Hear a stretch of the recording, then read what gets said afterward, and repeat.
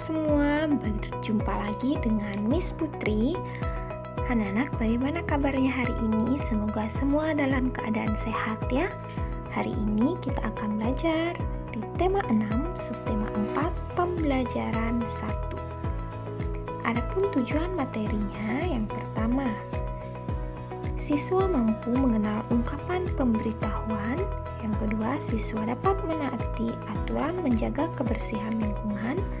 Dan yang ketiga, siswa membuat karya dari bahan alam. Nah, seperti apa materi kita hari ini? Anak-anak simak video ini sampai selesai.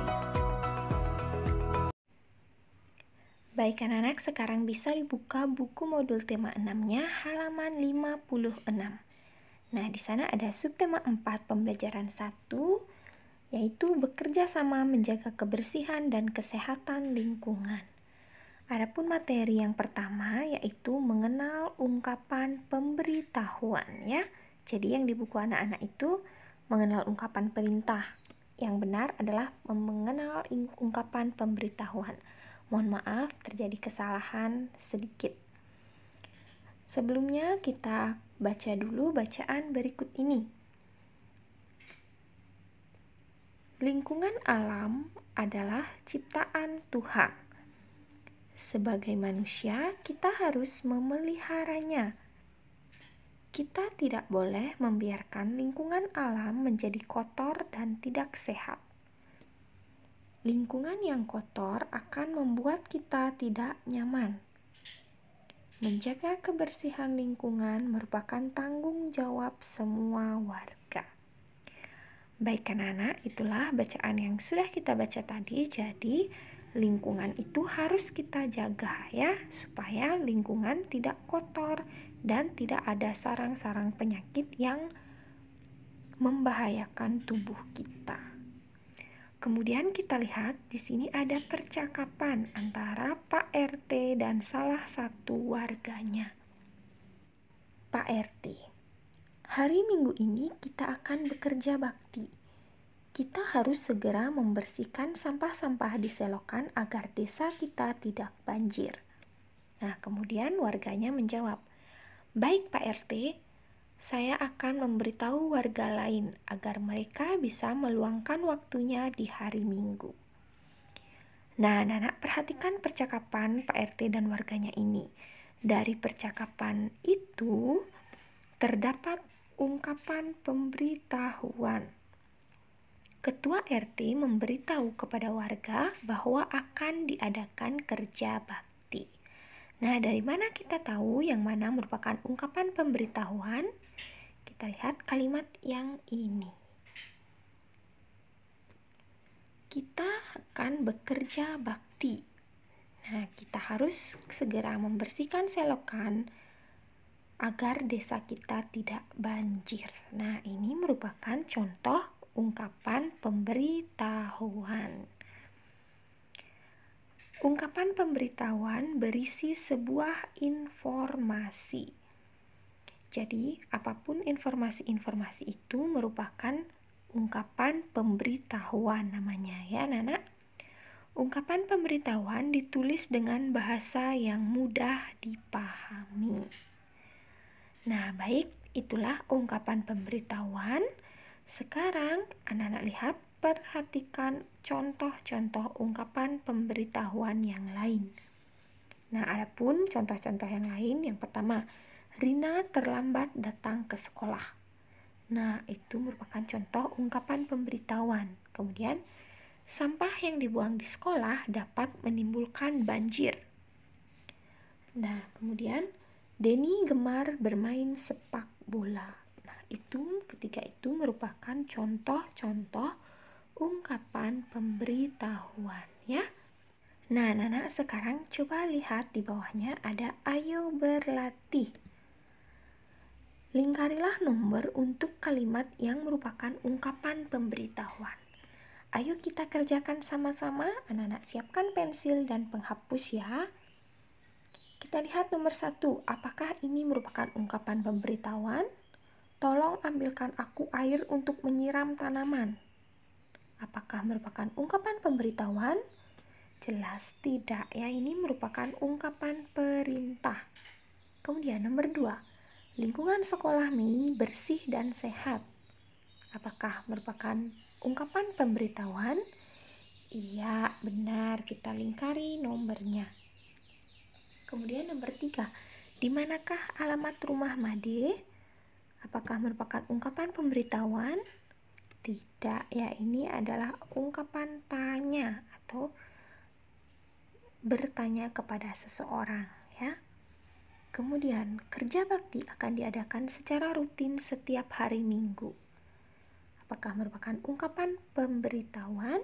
Iya, kita lingkari nomor 4 dan nomor 5. Dian mengumpulkan bantuan untuk korban banjir. Iya, merupakan ungkapan pemberitahuan. Kita lingkari. Jadi jawabannya adalah di nomor 2, nomor 4, dan nomor 5 ya. Anak-anak juga bisa mengerjakan langsung di buku modulnya. Kemudian materi yang selanjutnya adalah menaati aturan menjaga kebersihan lingkungan. Aturan-aturan menjaga kebersihan lingkungan. Sebelumnya kita baca dulu ya. Aturan adalah hal yang harus dilakukan. Misalnya, aturan di lingkungan masyarakat. Aturan tersebut harus dipatuhi oleh seluruh warga. Aturan di lingkungan masyarakat dibuat agar hidup menjadi nyaman dan teratur. Lingkungan rumah juga harus dijaga kebersihannya. Nina dan Adi menaati aturan untuk menjaga lingkungan rumah. Nina dan Adi rajin membersihkan halaman rumahnya. Jika tidak ada aturan, hidup akan menjadi kacau. Nah, selain itu kita bisa melihat di sini berikut adalah contoh lain aturan untuk menjaga kebersihan di lingkungan masyarakat. Apakah saja aturan-aturan itu? Nah, ada membersihkan lingkungan secara rutin dan membersihkan selokan dari sampah. Jadi, kalau kita menaati aturan menjaga kebersihan di lingkungan masyarakat, lingkungan kita akan bersih dan asri. Jadi, kita nyaman untuk tinggal di lingkungan tersebut. Baik, itulah aturan-aturan dalam menjaga kebersihan di lingkungan. Sekarang anak-anak coba lihat di bawahnya ada ayo berlatih. Sekarang ayo berlatih yang ini anak-anak kerjakan secara mandiri ya. Ini adalah tugas yang pertama. Jadi mengerjakan ayo berlatih di halaman 58. Baik, selanjutnya kita akan membuat sebuah karya kerajinan dari bahan alam. Nah, apakah bahan alamnya? Kita lihat di sini, anak-anak. Apakah tahu apakah ini? Ya, ini adalah bulu ayam. Nah, gimana ya kita bisa membuat karya dengan bahan bulu ayam? Nah, kita lihat di sini. Kita baca dulu ya. Benda yang sudah tidak terpakai dapat dibuat menjadi sebuah karya seni. Salah satu bahan yang dapat dibuat kerajinan adalah kerajinan bulu ayam.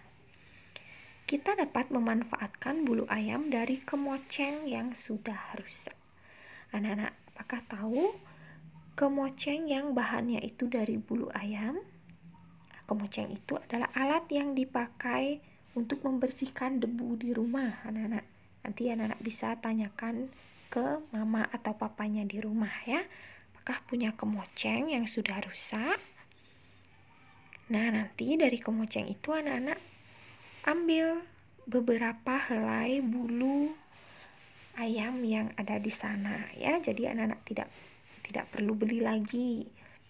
Kemudian dari bulu ayam tersebut kita bisa membuat berbagai contoh kerajinan yang bagus-bagus, anak.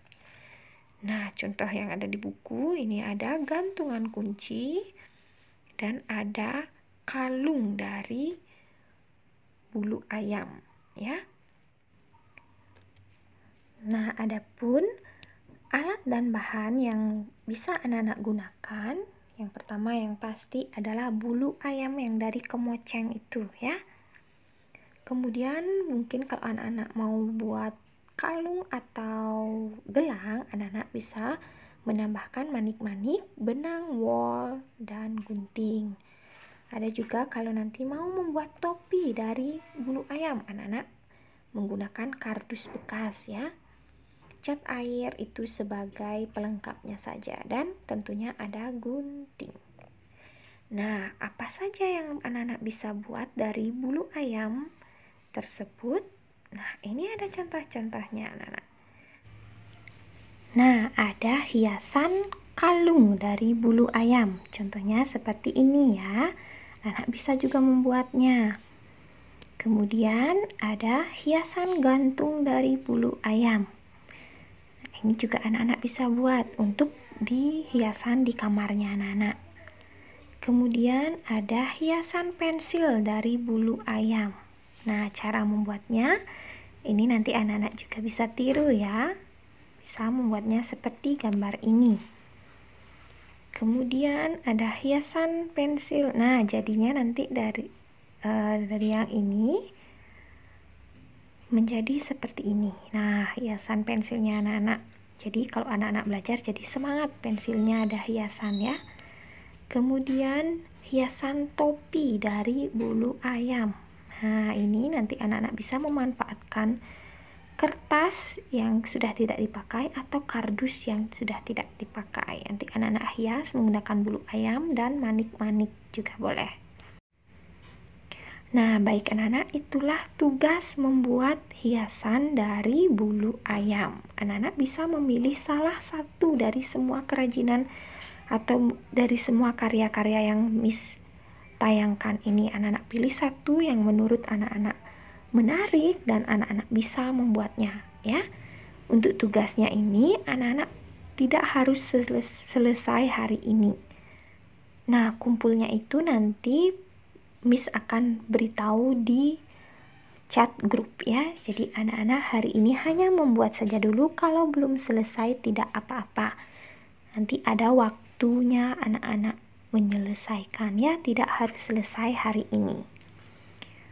Baik anak-anak, itulah tugas-tugas hari ini dari Miss Putri. Yang pertama, anak-anak mengerjakan Ayo Berlatih di halaman 58 dan membuat karya dari bulu ayam.